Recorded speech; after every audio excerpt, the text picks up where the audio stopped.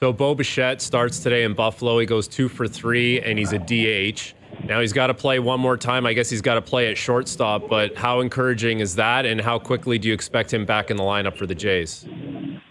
Yeah, he'll be back in Cincy this weekend, whether it's Saturday or Friday to be determined. They'll see him come in Buffalo tomorrow, and like you said, they want to get him one game at short. He's got to play the field.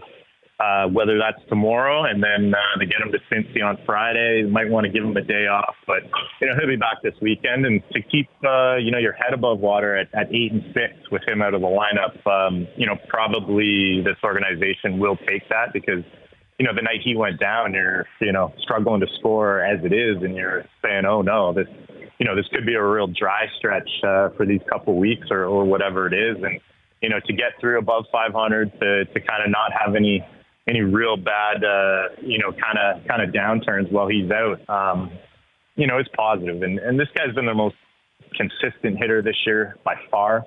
I think even before, he went down, he was scuffling a little bit. But, when you look at these two guys, Bo and Vladdy over these next 6 weeks, I mean, this is the time where you change the narrative from really good young player into superstar. And, pennant races are when you do that. And I think, Bichette has proven over these last couple of Septembers that, he can turn it on when the lights are on. I think Vladdy also needs to do that. And, we talked about how good this team pitches. If those two guys hit like they can down the stretch in September, I think, this team is going to get real hot at the right time.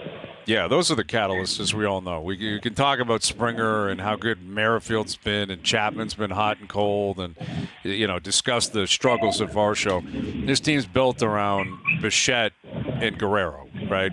Bo hit in second, Vladdy hit in third, and Bichette has pulled his weight. Vladdy has not. And he hit into another double play last night. I think that's either 16 or 17 on the year for Vladdy. And he looks like he's confused, Scotty.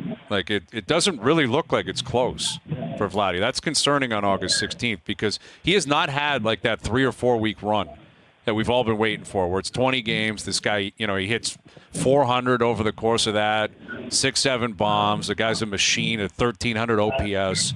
Like it just hasn't happened. And I'm not sure why on August 16th it's just going to snap out of it starting tonight.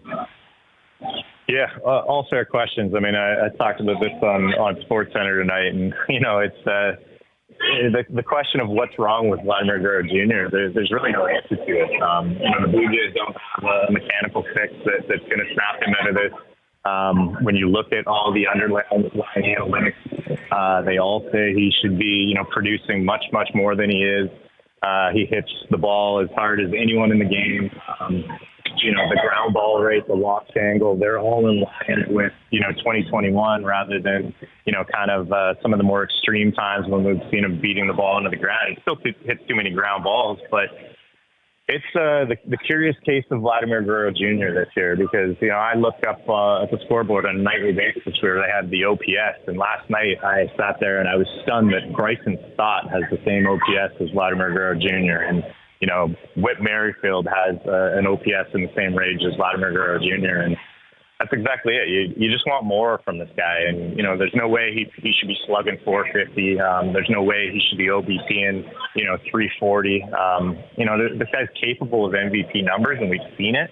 And when you look at the analytics, they all say that, he should be one of the best hitters in baseball as well. So, it's very clear from the eye test that he presses at times and faces sliders off the plate, which, every hitter in baseball does from time to time. I think, probably the most stunning part of the last couple months has been just the chase up in the zone, swinging through fastballs, getting middle fastballs and grounding out on them. And yeah, look, I think we've kind of both said the same thing. You wait for that 3 or 4 week run, and right now, if you're the Blue Jays, they keep saying the same thing. We feel like he's in a good spot. We feel like, he's one game away from getting hot. And, hey, maybe he does it in a pennant race and, it erases the first 4 or 5 months. But like you said, there hasn't been signs of that this year, so it's hard to have the confidence that it's going to happen. But, you're in the area of the season where if he does get hot, he could really carry them through September.